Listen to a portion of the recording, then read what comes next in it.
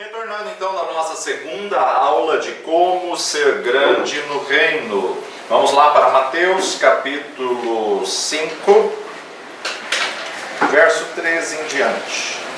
Vós sois o sal da terra, e se o sal for insípido, com que se há de salgar? Para nada mais presta, senão para ser lançado fora e ser pisado pelos homens. Vós sois a luz do mundo. Não se pode esconder uma cidade edificada sobre um monte, e nem se acende a candeia ou se coloca debaixo do alqueire. Nem se acende a candeia ou se coloca debaixo de um alqueire, mas num velador, e dá a luz a todos que estão na casa. Bom, nós temos que nos guardar do alqueire, porque o alqueire impede a luz de brilhar.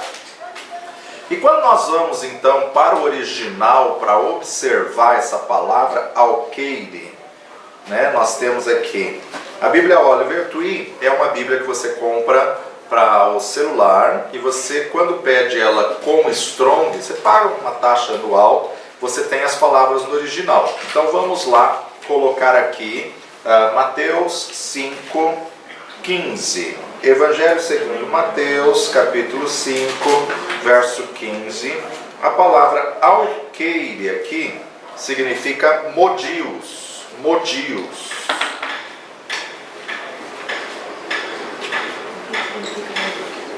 E essa palavra no original, ela define como medida seca de aproximadamente 9 litros. Medida seca de aproximadamente 9 litros. Mas não é esse o sentido que Jesus está trazendo o alqueire.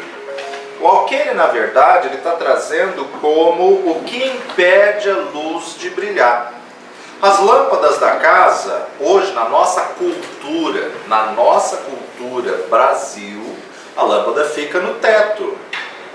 Na cultura dos Estados Unidos, a lâmpada normalmente fica na parede. Então ela é encostada na parede ou no chão e ilumina a parede, que aí traz claridade para o ambiente. Mas, naquela época, a gente tem que lembrar que era uma lâmpada, aquelas lâmpadas de barro que tem o azeite com pavio, que acendia e tudo mais, e ela tinha que ser colocada em lugares estratégicos. Para quê? Para iluminar todo o ambiente. Nenhuma lâmpada fica debaixo do armário, no chão. Ela tem que ser numa posição elevada. Agora, o interessante é que, por estar numa posição elevada, ela se torna objeto de julgamento. Como assim? Como cristão, você tem que entender que você está na vitrine. Você está sendo visto pelas pessoas, e é natural que as pessoas vão comentar todas as tuas atitudes.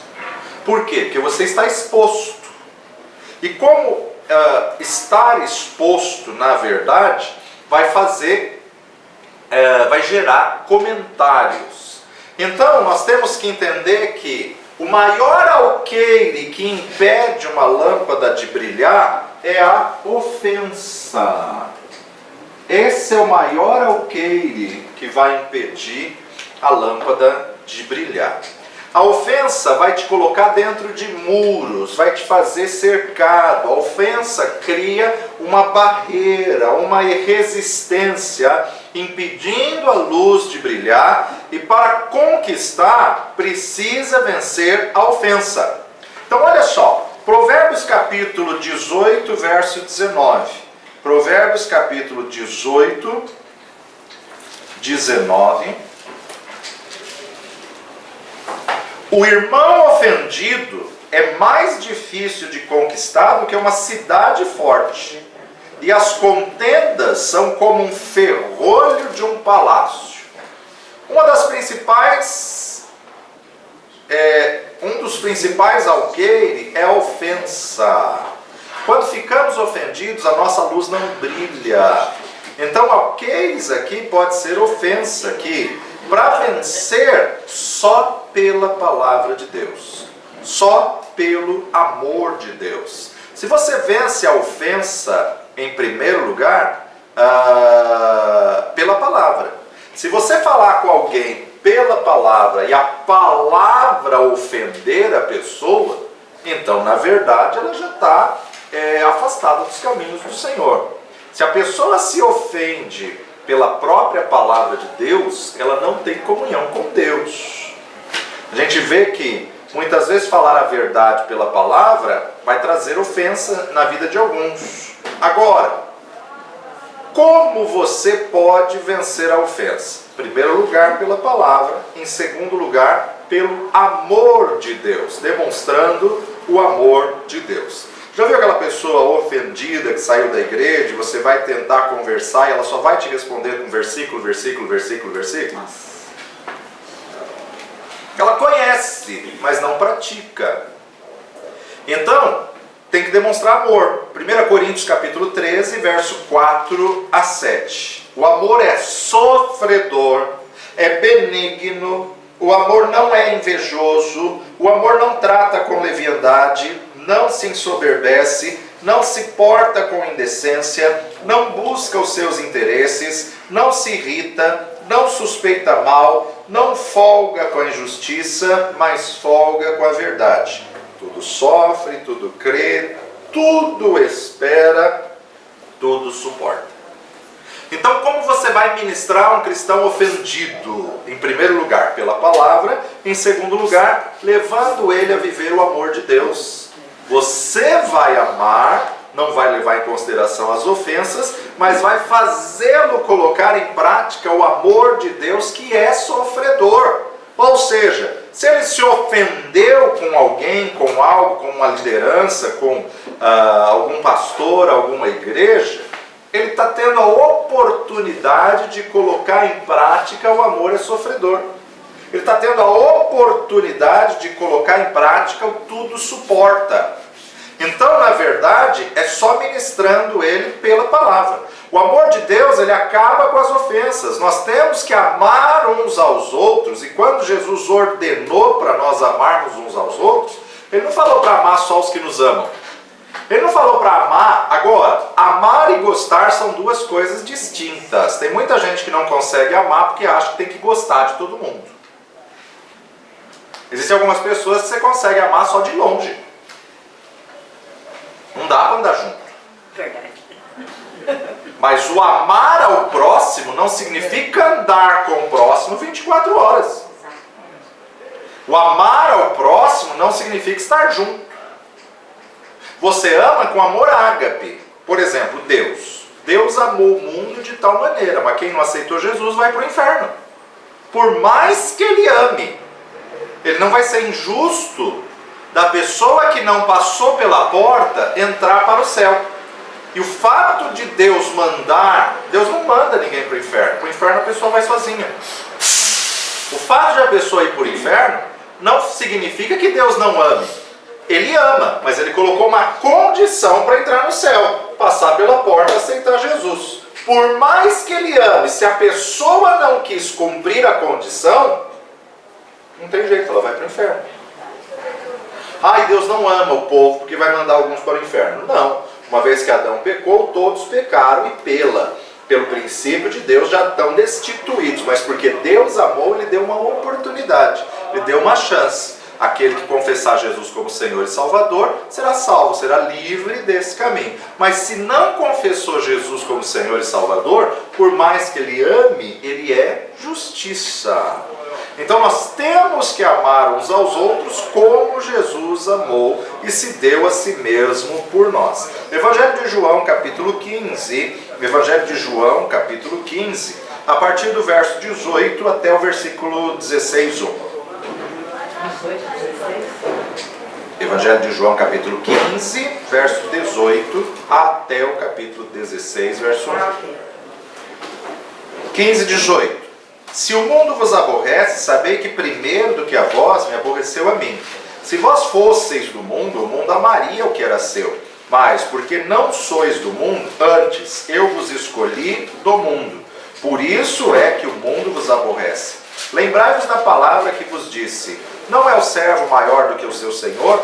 Se a mim me perseguiram, também vos perseguirão a vós. Se guardarem a minha palavra, também guardarão a vossa. Mas tudo isso vos farão por causa do meu nome, porque não conhecem aquele que me enviou. Se eu não viera, nem lhe houvera falado, não teriam pecado, mas agora não tem desculpa do seu pecado. Aquele que me aborrece, aborrece também a meu Pai. Se eu, entre eles, não fizesse tais obras, quais nenhum outro tem feito, não teriam pecado. Mas agora viram-nas e me aborreceram a mim e a meu Pai. Mas é para que se cumpra a palavra que está escrita na sua lei. Aborreceram-me sem causa. Mas quando vier o Consolador, que eu da parte do Pai vos hei de enviar, aquele Espírito da verdade que procede do Pai, testificará de mim. E vós também testificareis, pois estivestes comigo desde o princípio. Verso 1. Tenho-vos dito essas coisas para que vos não escandalizeis. Então, primeiro você vence o alqueire da ofensa. E o vence o alqueire da ofensa, vamos por aqui, alqueire da ofensa, você vai vencer pela palavra e pelo amor de Deus. Outra ofensa que também pode fazer com que a luz deixe de brilhar. O alqueire da... Outro alqueire, né? O alqueire da timidez.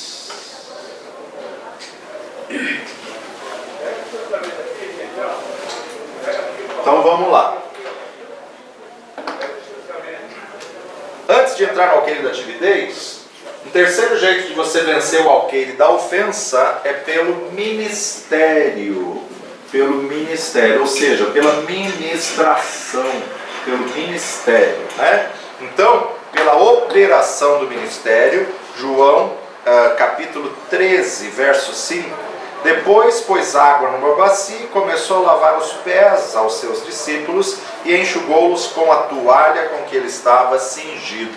Jesus então foi e exerceu o ministério, exerceu a forma de demonstrar o amor na prática, né? Então ele exerceu o ministério. Outro alqueire da timidez. Voltando lá para Mateus capítulo 5, nós observamos que nem se acende a candeia e se coloca debaixo do alqueire, mas no velador, e dá luz a todos que estão na casa. Assim resplandeça a vossa luz diante dos homens, para que vejam as vossas boas obras e glorifiquem ao Pai que está nos céus.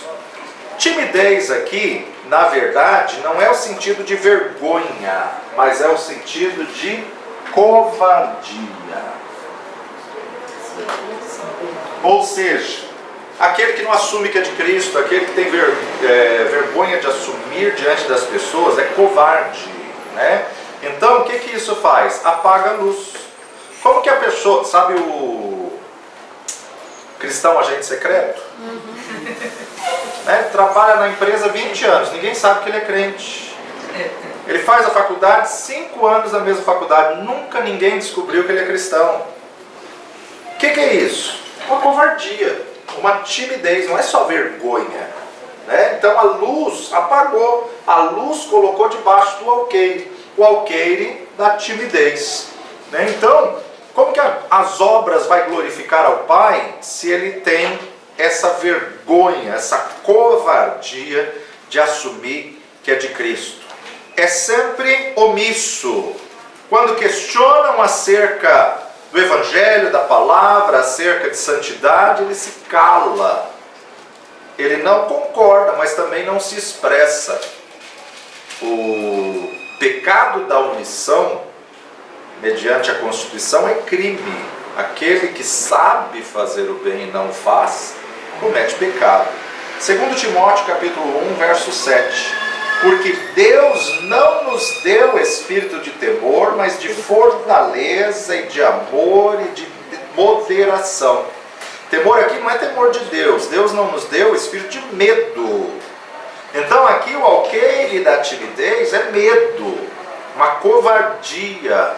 É um demônio que ataca a vida de alguns crentes. E muitas vezes essa timidez é um orgulho que a pessoa não se permite ser analisada, que a pessoa não se permite estar em evidência. Quando a pessoa recebe o batismo no Espírito Santo, ela não é tímida, porque o Espírito Santo que vem sobre ela, dá a ela o espírito de ousadia. Pedro negou Jesus, Pedro teve vergonha de assumir, que eu conheço esse homem sim. Não, nunca vi, não sei quem é. Não me diga que eu sou da parte deste homem, nunca vi este homem. Só que quando ele recebe o Espírito Santo, ele não está nem aí se Roma vai prendê-lo, se vai matá-lo, ele não está nem se importando. Ele se levanta, toma a palavra e cheio de ousadia. Isto é o que foi profetizado pelo profeta Joel, que diz que nos últimos dias derramarei do meu Espírito sobre toda a carne. Com ousadia. Por quê? Porque o Espírito Santo nos capacita a falarmos com ousadia. Temos que cultivar essa ousadia santa. Temos que criar essa intrepidez. Como vencer? Uma mudança. Atos dos Apóstolos, capítulo 4. Atos 4, verso 13. Atos 4, 13.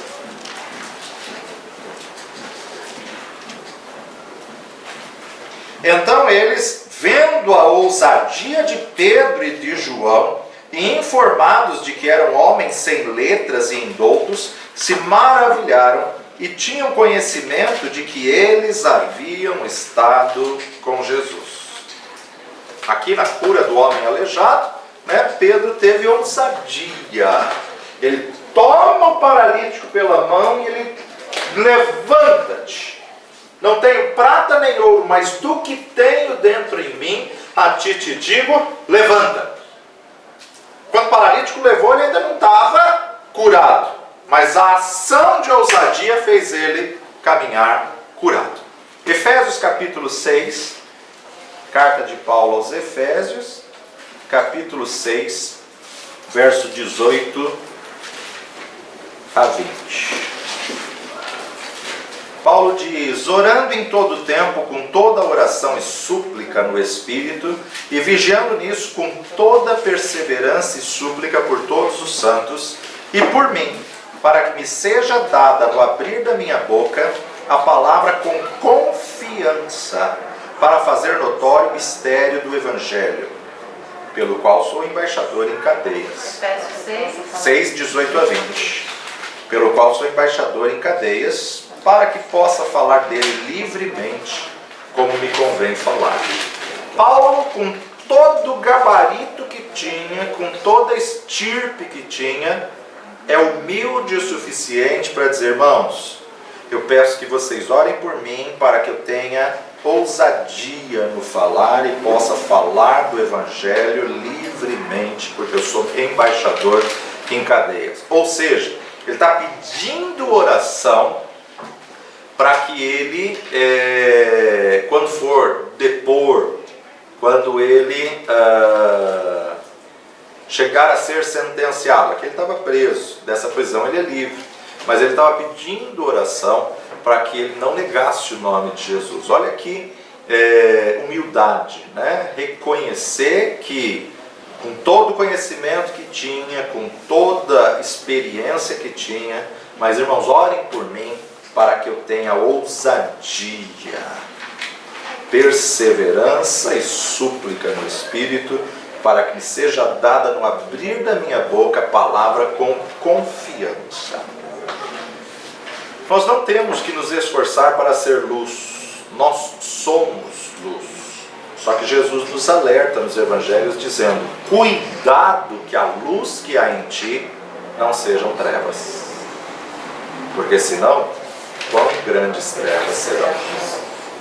Então Jesus, quando ele está falando, vós sois a luz do mundo, ele já está, de uma maneira subliminar, dizendo: é natural o povo olhar para vocês, vocês são luz.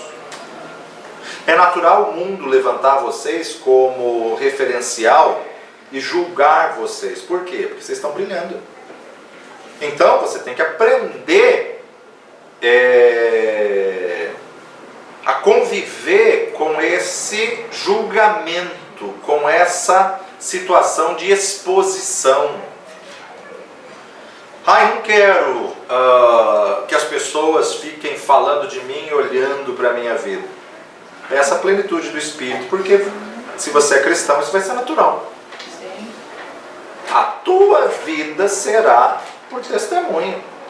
E muitas vezes o único evangelho que as pessoas vão ouvir é a tua vida. Eles não vão ouvir as tuas palavras, mas a tua vida vai ser carta viva lida todos os dias por todos os homens. Então o único evangelho que eles vão ler é a tua vida. Por isso que você é luz, e a luz tem que ser colocada no velador e não no alqueire. Só que agora Jesus começou esse discipulado. Olha como vai aumentando o nível. Começou tranquilo, suave, bonitinho, falando sobre bem-aventurado, bem feliz, bem contente, o pobre de espírito, o que chora, o manso, o que tem fome e sede de justiça, o limpo de coração, o pacificador e os que sofrem perseguição. De repente ele vai para uma nova lição, uma nova etapa. Vós sois o sal da terra, vós sois a luz do mundo. Já está levando uma maturidade maior. E agora então ele pega pesado. Agora a partir do versículo 17, ele vai fazer um paralelo entre a lei e a graça. Mas não se esqueça, Mateus, Marcos, Lucas e João é lei. Só que ele vai colocar, o título dado aí foi o cumprimento da lei e dos profetas. Agora, na verdade, é como se ele fizesse uma comparação. A lei diz assim, eu porém vos digo assim, a lei é isso, a graça é isso. Então agora, na verdade, ele vai pegar pesado nessa etapa, e a gente tem que entender que a essência da nossa matéria é como ser grande no reino. Então, versículo 17, não cuideis que eu vim destruir a lei. Muitos pastores pregam isso de púlpito. Jesus veio, aboliu a lei, acabou a lei, não precisa mais nada da lei. Tem alguns que até surtam e chega no exagero de rasgar o Antigo Testamento. Aqui na Vila Industrial, aqui pertinho, 15 minutinhos daqui, há 6 anos atrás, um pastor em púlpito no domingo. Irmão, pega aí de Gênesis a Malaquias e vamos rasgar, que isso aqui não serve mais para nada. Surtou. É impossível eu viver o Novo Testamento se eu não conhecer o Antigo. Presta atenção o que Jesus está dizendo aos discípulos. Não cuideis que eu vim destruir a lei ou os profetas. Eu não vim cancelar o Antigo Testamento. Não vim abrogar, mas cumprir. Porque em verdade vos digo que até que o céu e a terra passem, ou seja, esse céu que a gente vê, que é esse céu do firmamento, e a terra, planeta Terra que a gente vive, vai passar. Tem um momento que ele vai passar. Até que o céu e a terra passe, nenhum iota ou tio. Nenhum iota ou tio. A gente já vai falar sobre esses dois que ele fala aqui. Por quê? Na linguagem original, iota ou tio, na verdade é o trema e o hífen. Então quando você escreve aguentar, põe o trema aqui. Isso era o iota. Tá? Agora, leia o que eu escrevi aqui. Aguentar. Leia o que eu escrevo aqui.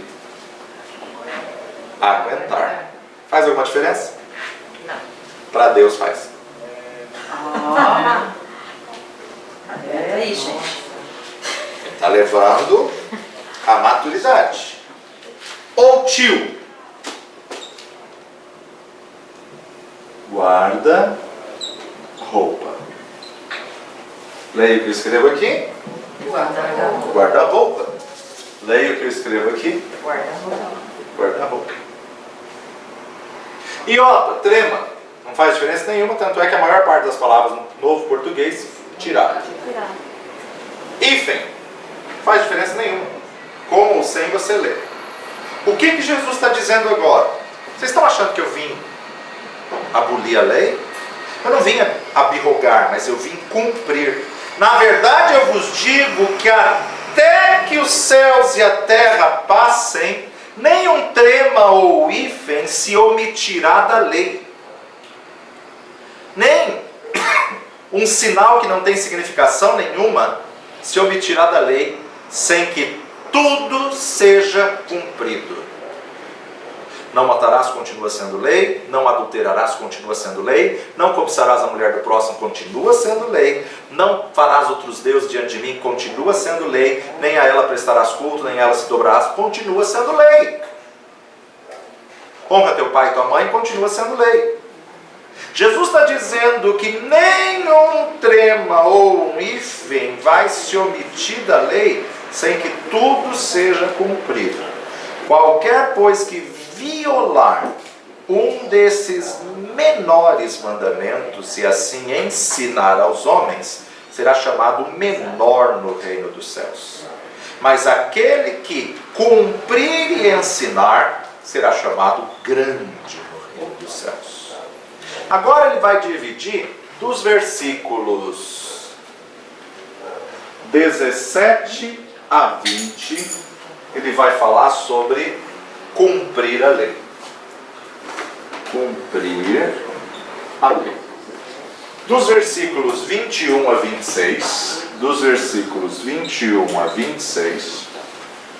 ele vai falar sobre a lei do assassínio. Lei do assassínio, ou seja, homicida. Dos versículos 27 ao 32, ele vai falar sobre a lei do adultério. Dos versículos 33 a 37, ele vai falar sobre a lei do juramento. Dos versículos 38 a 42, ele vai falar sobre a lei da retaliação. Dos versículos 43 a 48, ele vai falar sobre a lei do amor. Então ele divide aqui em 6 partes, 6 etapas. Começando com o cumprir a lei. Mateus 5, 17 a 20. Não cuideis que eu vim destruir a lei ou os profetas, não vim abrogar, mas sim cumprir. Porque em verdade vos digo que até que o céu e a terra passem, nenhum iota ou tio se omitirá da lei, sem que tudo seja cumprido. Qualquer, pois, que violar um desses menores mandamentos e assim ensinar aos homens, será chamado menor no reino dos céus. Porém, aquele que cumprir e ensinar, será chamado grande no reino dos céus. Por isso vos digo que se a vossa justiça não exceder a dos escribas e fariseus, de modo nenhum entrareis no reino dos céus. Bom, o Antigo Testamento judaico, ele é dividido diferente da nossa classificação. A nossa classificação, nós temos 5 livros da lei, que é o Pentateuco, 12 livros históricos, que é de Josué em diante. Depois nós temos 5 livros sapienciais, que são, na verdade, Salmos, Provérbios, Jó, que são os livros Poemas e Cânticos. Depois temos 5 profetas maiores e 12 profetas menores. Esses são a divisão do Antigo Testamento, certo? 5, 12, 5, 5, 12. 5, 10, 15. 15 com 24, 39.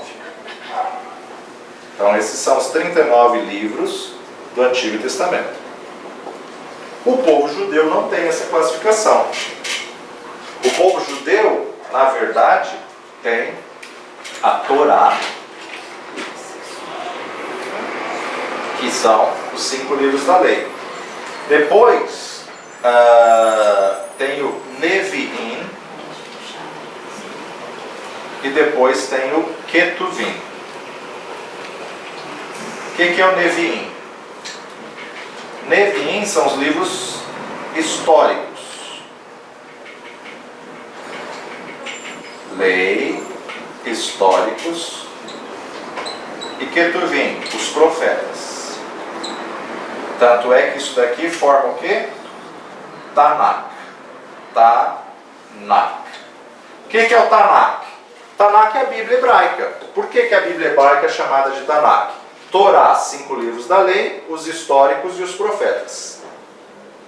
TNK, Tanakh. Torá, Neviim, Ketuvim. Tanakh, TNK. Ok? Então o que Jesus está... Bom, na Bíblia hebraica, no original, na época de Jesus, os que eram mais reconhecidos como voz de Deus. A Torá, que Deus revelou a Moisés, e o livro dos profetas, que Deus falava entre eles. Os históricos era como história, era como narrativa do que aconteceu. Então eles não consideravam como divinamente inspirado ainda, porque na verdade era, como você vai para a escola hoje e estuda história do Brasil, eles estudavam os históricos como a história do povo de Israel. Então o que realmente era considerado livro divinamente inspirado? A Torá, porque tudo tem que estar na Torá, nos 5 livros da lei, que é a mesma que nós, a lei de Moisés, e o Ketuvim, que era o que os profetas estavam falando. Só que eles não têm a divisão de profetas maiores e menores. São todos os profetas históricos sapienciais, estão juntos nos históricos. Então o que acontece? Quando Jesus está dizendo aqui no verso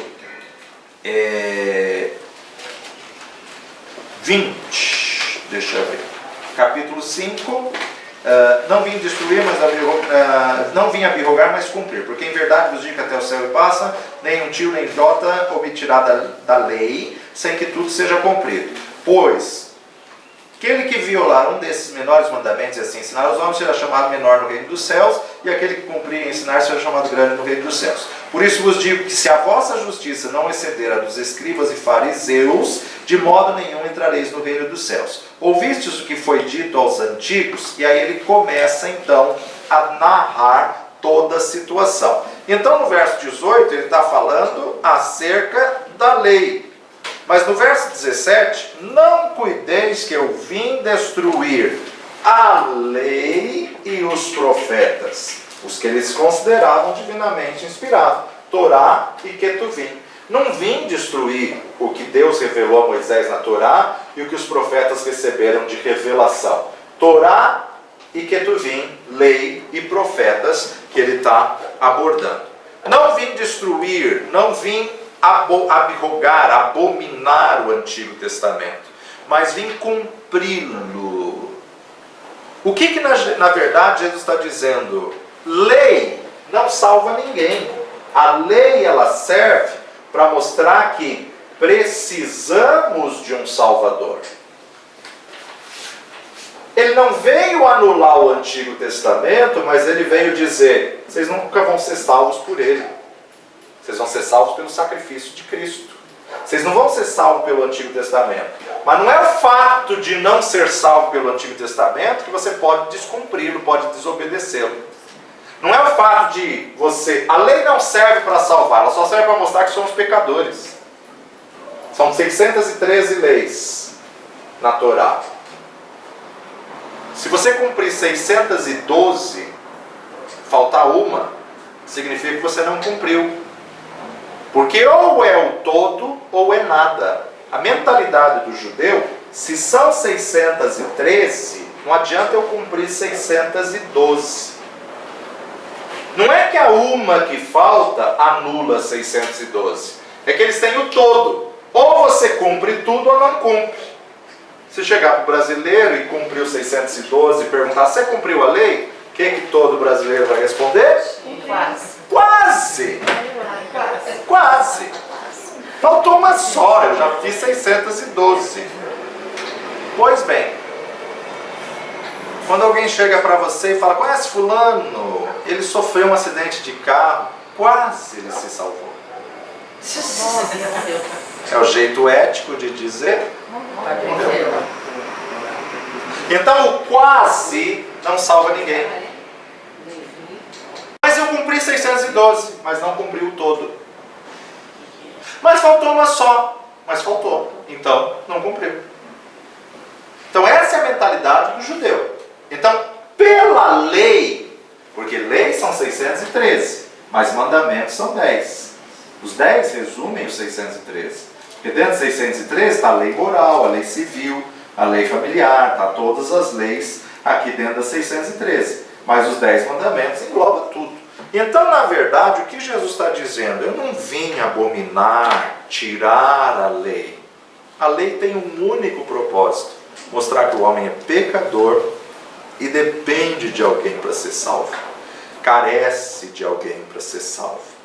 De modo que a lei se tornou um aio. O que é aio?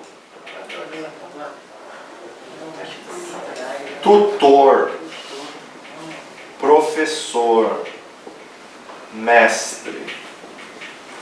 De forma que a lei se tornou um aio. Olha lá, Romanos capítulo 3, 31.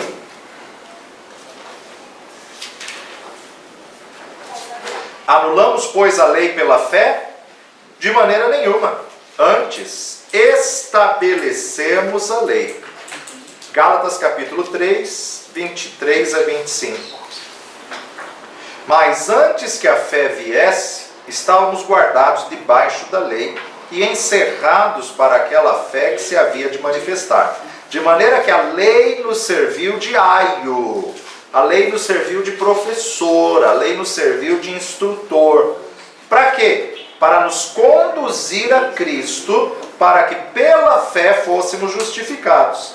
Mas depois que a fé veio, já não estamos debaixo de aio. Não significa que foi anulada. Simplesmente significa que ela não nos salva. A lei não nos salva, nós precisamos de um salvador. Mas nem por isso eu posso roubar, posso matar, posso prostituir. Não. A lei é nosso instrutor, nosso tutor, nosso professor. Agora, como conseguimos cumpri-la? Deus mandou Jesus, o verbo que se fez carne, a palavra que encarnou, a graça revelada. Uma vez que temos a graça pela fé, não precisamos pregar que vamos ser salvos pela lei.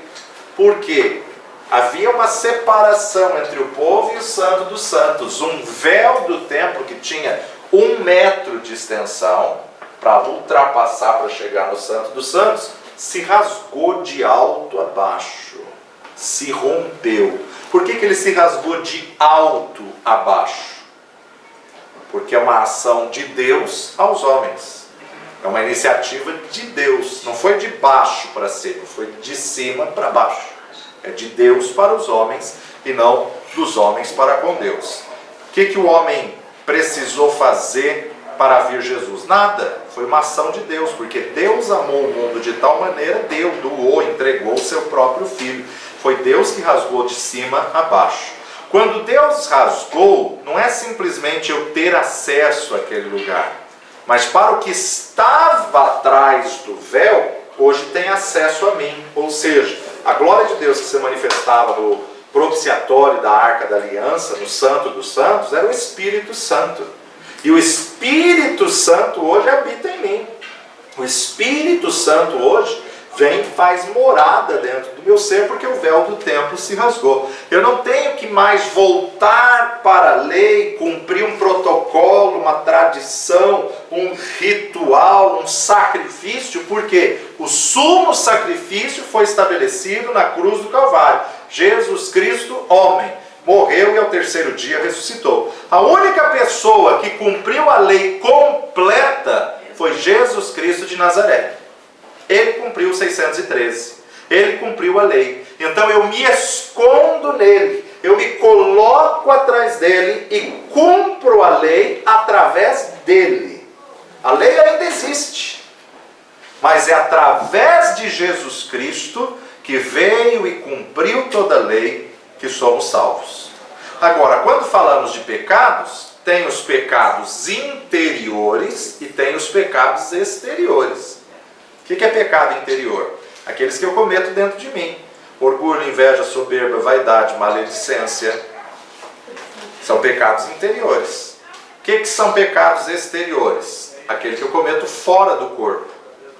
Prostituição, corrupção, contaminação, mentira, são fora do corpo. Então veja lá, Provérbios capítulo 6,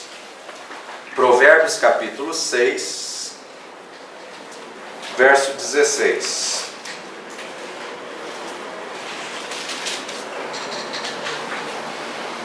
Estas 6 coisas aborrece o Senhor, e a sua 7ª, a sua alma abomina. Quais coisas aborrece o Senhor? Olhos altivos, língua mentirosa, mãos que derramam sangue inocente, coração que maquina maus pensamentos viciosos, pés que se apressam a correr para o mal, testemunha falsa que profere mentiras, e o que mais entristece o Senhor? O que ele abomina? Aquele que semeia contenda entre os irmãos. O que semeia contenda entre o corpo, Deus abomina. 6 coisas entristece ele. Quais? Olhos altivos, orgulhoso, soberbo, pecado interior. Língua mentirosa. O que domina a língua? A mente. Então, pecado interior, um pequeno órgão que contamina todo o organismo. Mãos que derramam sangue inocente.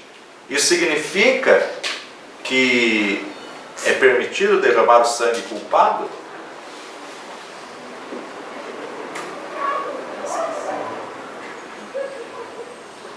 Eu sei que vai chocar muitos, mas a lei no original, o mandamento no original, Deus era extremamente a favor da pena de morte.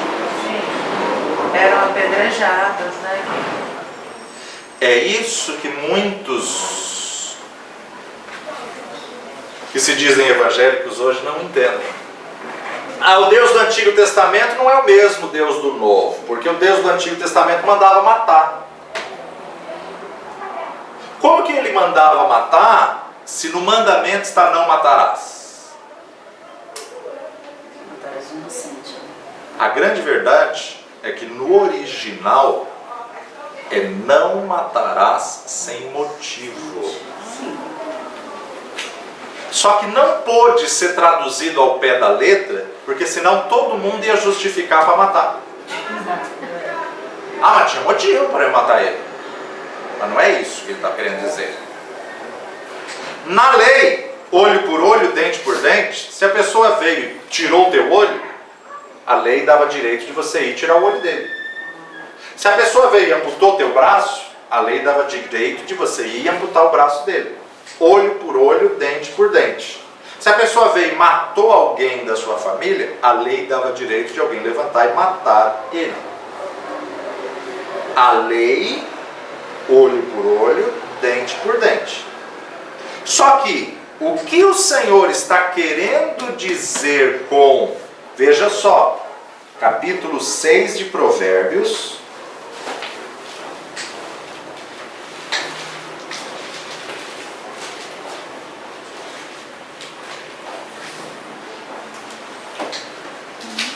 versículo 16.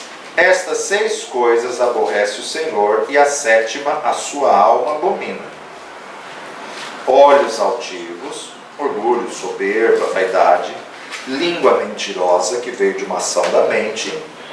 Mas terceiro, mãos que derramam sangue inocente. Matou a pessoa sem motivo, matou a pessoa sem nada, isso aí aborrece o Senhor. Ou seja, aqui já estava implícito que era permitido derramar o sangue culpado. Aqui já estava implícito que Deus era a favor da pena de morte. Porque pecou contra o próximo, pecou contra o irmão, pecado exterior. Mas ele continua: coração que maquina pensamentos viciosos ou projetos iníquos, que planeja coisas más, planejou no seu interior, pecado interior. Pés que se apressam para correr para o mal, pecado interior. Testemunha falsa que profere mentira contra alguém, calúnia, difamação, pecado exterior. Agora, o que o Senhor, a sétima, ele abomina. O que o Senhor abomina? Aquele que semeia contenda entre os irmãos. Aquele que semeia contenda no corpo de Cristo é abominação diante de Deus. Agora, essas coisas que Deus odeia e abomina, a maioria da igreja está considerando hoje como um trema ou um hífen. A igreja está se preocupando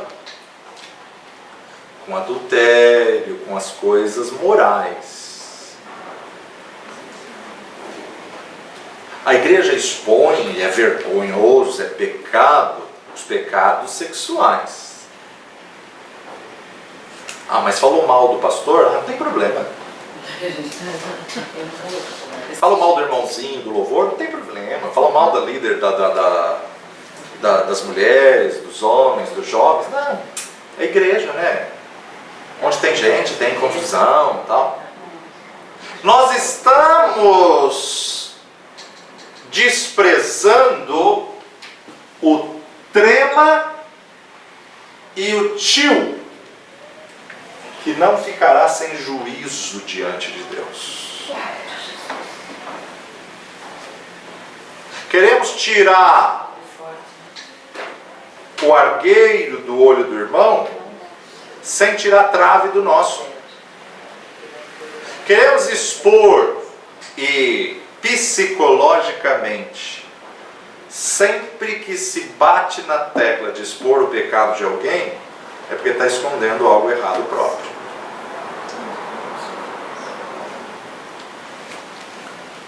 Vamos ligar agora o capítulo 5 de Mateus. Vamos juntar o verso 19 com o verso 20. Qualquer, pois, que violar um desses menores mandamentos, e assim ensinar aos homens, será chamado o menor no reino dos céus. Aquele, porém, que os cumprir e ensinar, será chamado grande no reino dos céus. Em outras palavras, estamos falando, sede praticantes e não somente ouvintes.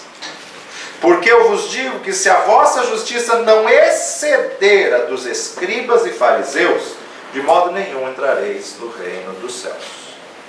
Menor ou maior no reino dos céus? Escribas e fariseus eram pessoas que visivelmente eram justas, eram santos. Aparentemente, esses daí vivem a palavra. Só que o que Jesus mesmo vai dizer? Sepulcro caiado. Por fora é bonito, ornamentado, belo, mas por dentro, defunto morto, seco. Pão bolorento.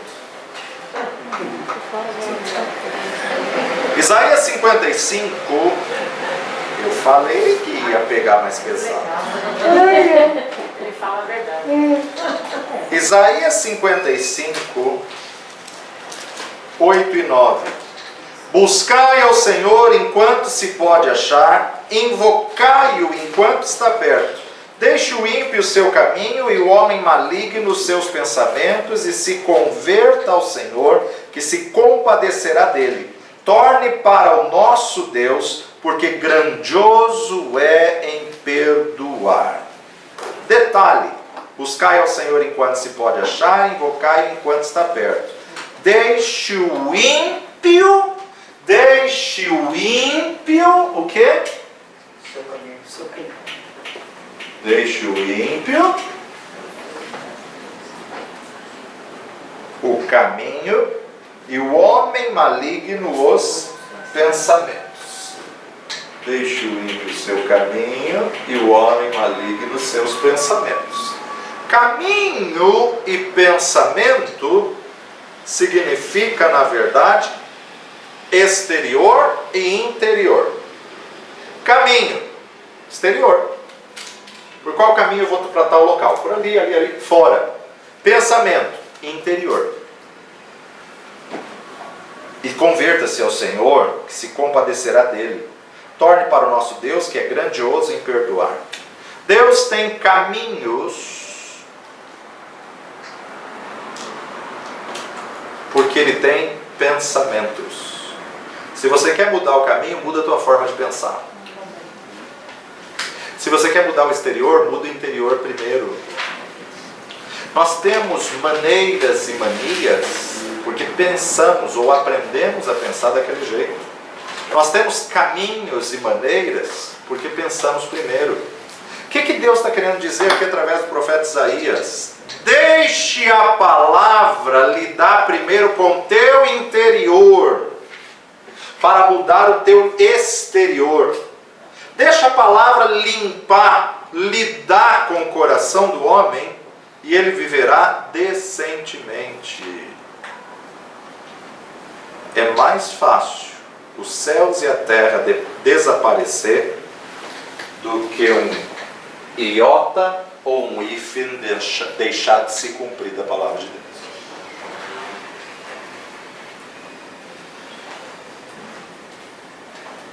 Quer ser grande no reino? Se preocupe com os iotas e os tios, com trema e com hífen. Se quisermos ser grandes, temos que não só ensinar, mas viver o que ensinamos.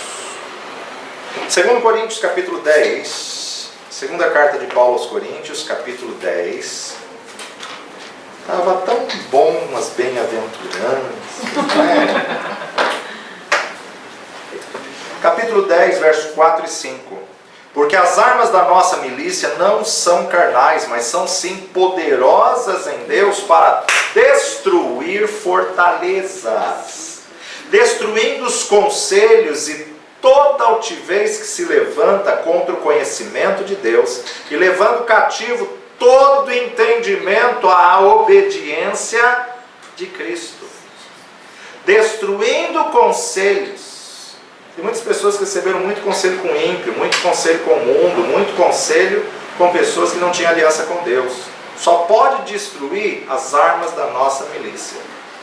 Destruindo toda altivez que se levanta contra o conhecimento de Deus. E o pior, tem gente com essa altivez dentro da igreja, querendo ensinar e pregar contra o que a palavra diz. Levando cativo todo entendimento à obediência de Cristo. Ou seja, Paulo está nos ensinando que nós temos que treinar, controlar os pensamentos, controlar a nossa mente. E como que eu posso controlar meu pensamento? Como que eu posso controlar minha mente? Meditando na palavra de Deus de dia e de noite. Eu tenho que pensar só nas coisas do reino. Filipenses 4:8. Quanto ao mais, irmãos meus, tudo que é verdadeiro, tudo que é honesto, tudo que é justo, tudo que é puro, tudo que é amável, tudo que é de boa fama, se há alguma virtude, se há algum louvor, nisso pensai. Ou dependendo da sua tradução, que isso ocupe o seu pensamento.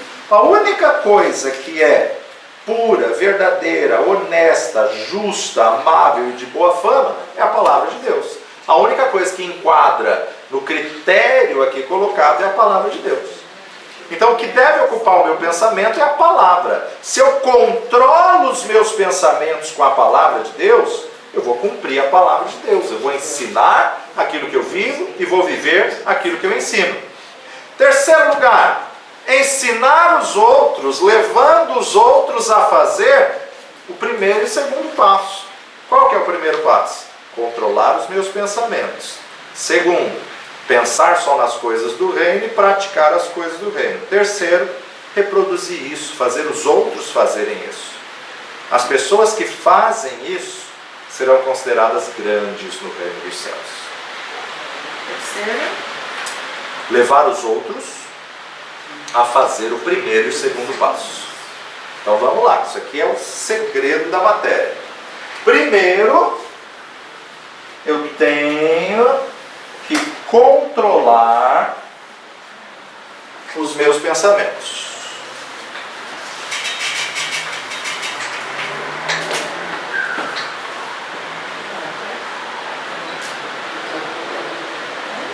Como que eu controlo os pensamentos? Palavra de Deus. Segundo, pensar nas coisas do reino. Pensar nas coisas do reino. Meditando na palavra de Deus de dia e de noite. E terceiro, ensinando e levando os outros a fazer o primeiro e o segundo passo. Ou seja, terceiro, não fica com isso aqui só para mim. Faz os outros fazer o que eu estou fazendo. Controlar os pensamentos e pensar nas coisas do reino. Por quê? Paulo entendeu isso. E por isso que ele diz assim: sede meus imitadores, como eu sou de Cristo. A desculpa do cristão pós-moderno é: não olhe para o homem é falho. Ou seja, já é uma desculpa para que, se ele pecar, eu disse para não olhar para o homem, eu sou pecador, sou humano. Quando você tem a consciência que a tua vida tem que servir de modelo, e você vai dizer para o próximo: sede meus imitadores, porque eu sou de Cristo, o comprometimento é muito maior. Ou seja, não posso falhar, porque senão eu vou levar um monte de gente à queda.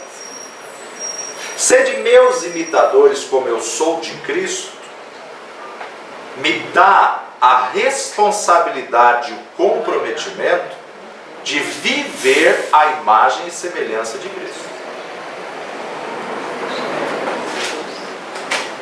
Porque para você chegar à maturidade de dizer: olha para a minha vida que você vai ver Jesus,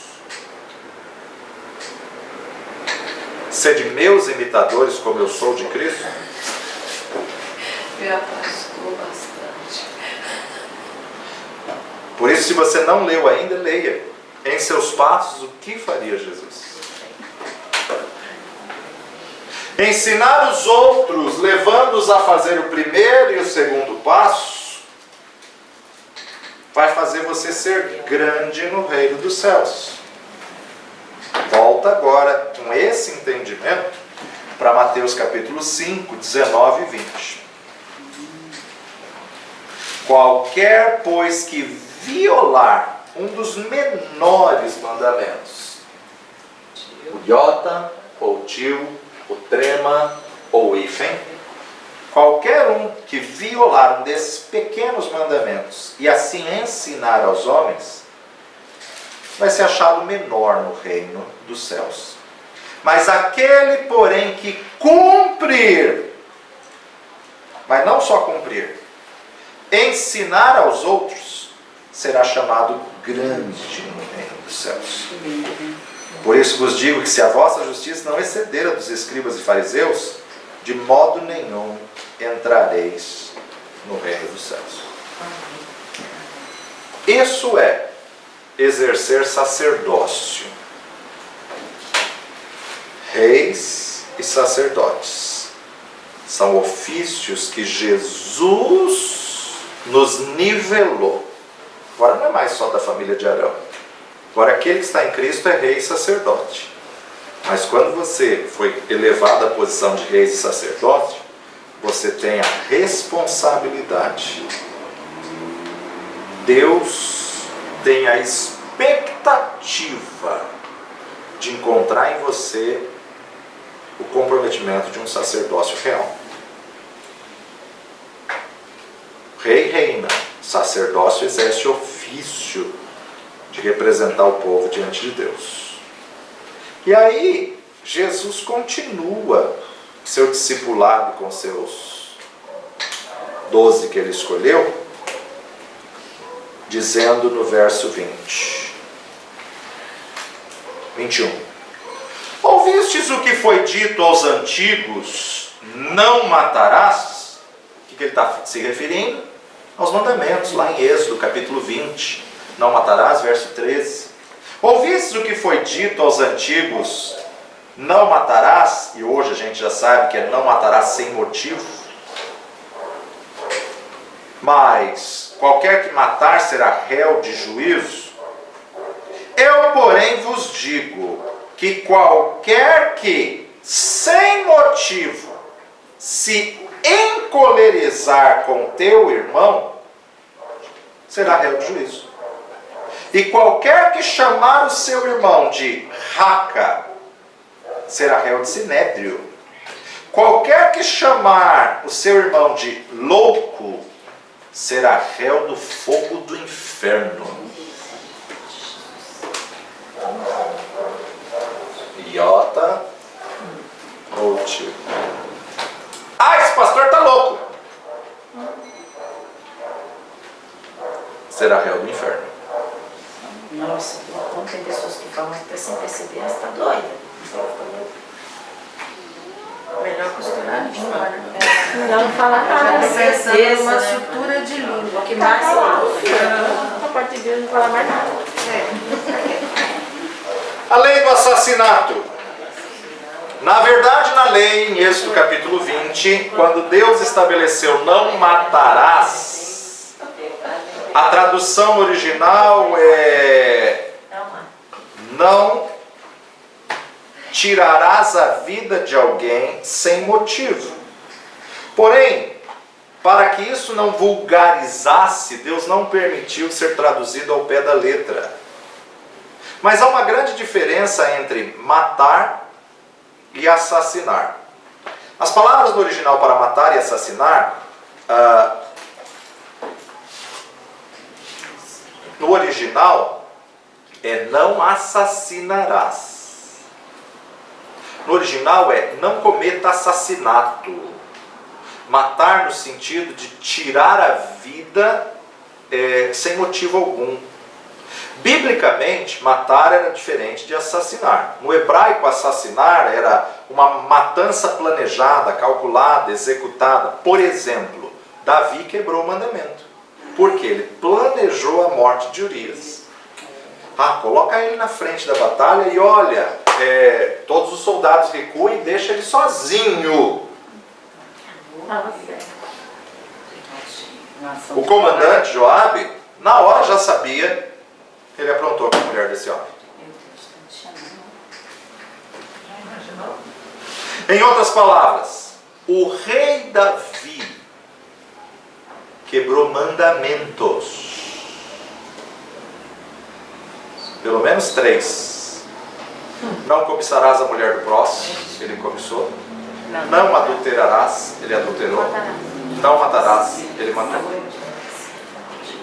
Só que mesmo na lei, quebrando o mandamento, se arrepender, Deus perdoa.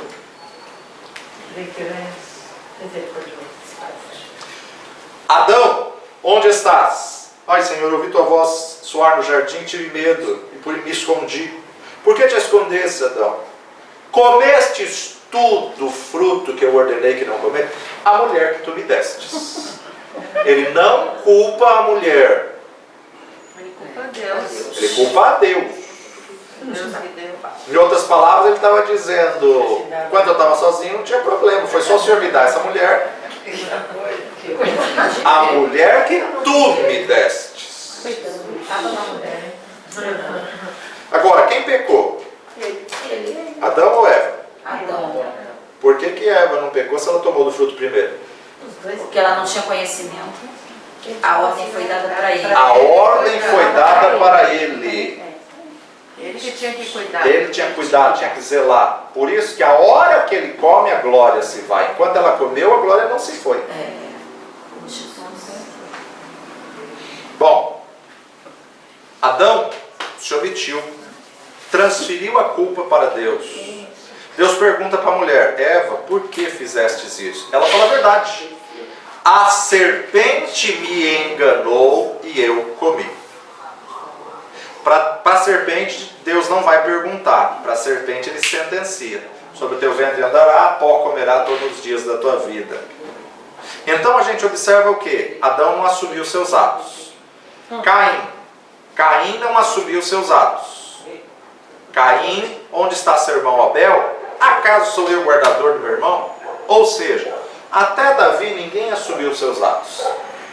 Quando o profeta Natan vai até o palácio e fala uma historinha lá, né, que começa com uma parábola e tal, Davi se levanta irado, esse homem deve morrer, esse homem és tu.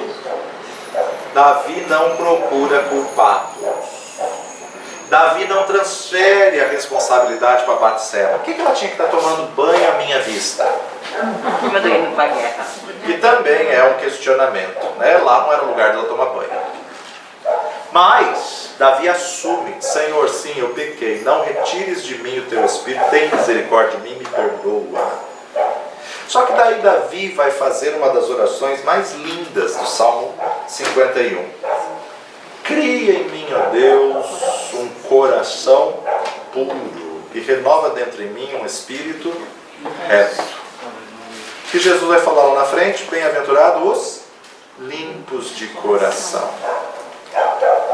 E Deus perdoa, mas ele quebrou o mandamento, não matará sem motivo. Ele cometeu adultério, ele cometeu assassinato. Matar e assassinar, no original hebraico, é diferente. Assassinar é uma matança planejada, calculada, executada, como a de Davi.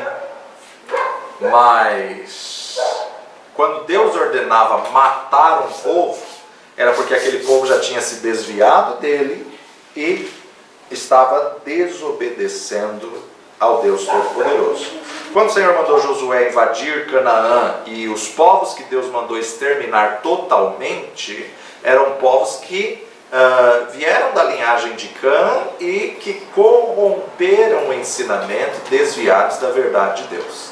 Então, há três razões bíblicas, há três motivos bíblicos no Antigo Testamento pelo qual se podia matar.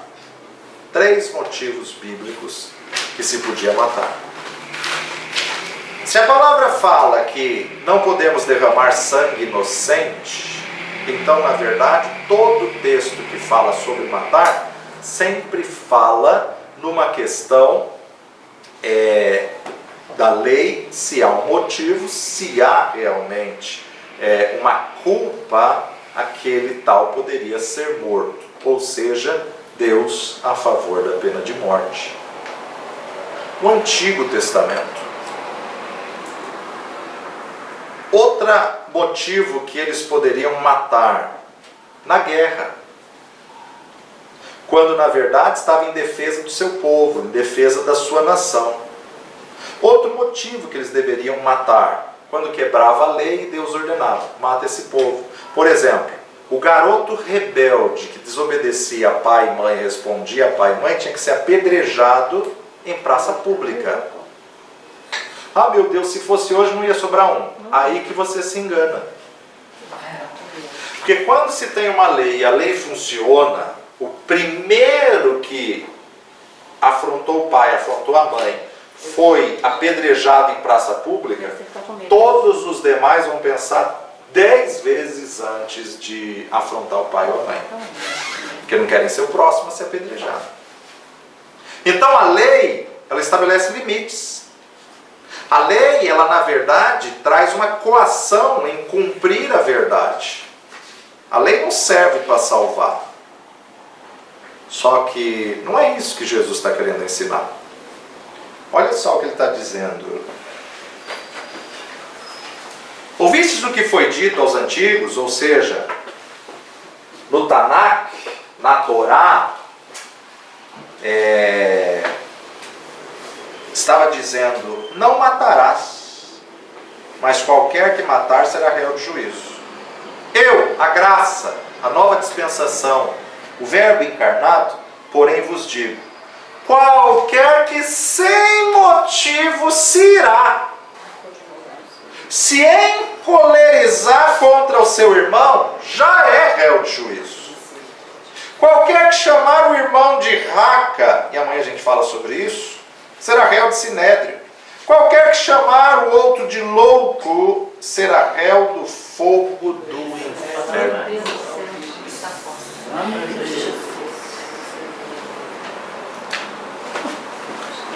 Sem motivo é uma coisa.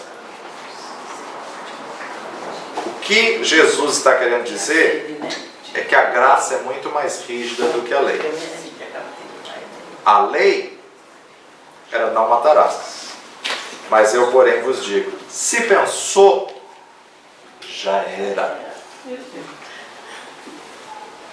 Mas, graças a Deus pela graça que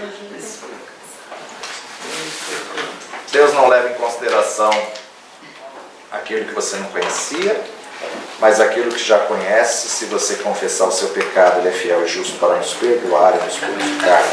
Amém. Glória a Deus. Glória a Deus. Perdão. Graças te damos, ó Pai, pela graça, graças te damos pelo Teu Filho e pelo sacrifício dele que nos cobriu, nos lavou, nos limpou, porque por nós mesmos somos miseráveis pecadores. Te agradecemos, ó Pai, pela Tua palavra que nos guia a toda a verdade, que a cada dia nos molda, nos muda, nos transforma, que Teu Espírito nos ajude a colocar em prática nas nossas vidas, para que a cada dia possamos ser aprovados por Ti e ser achados grande no reino dos céus. Leva-nos na Tua paz e na Tua segurança, para a Tua honra e glória, no precioso nome de Jesus. Amém. E amém.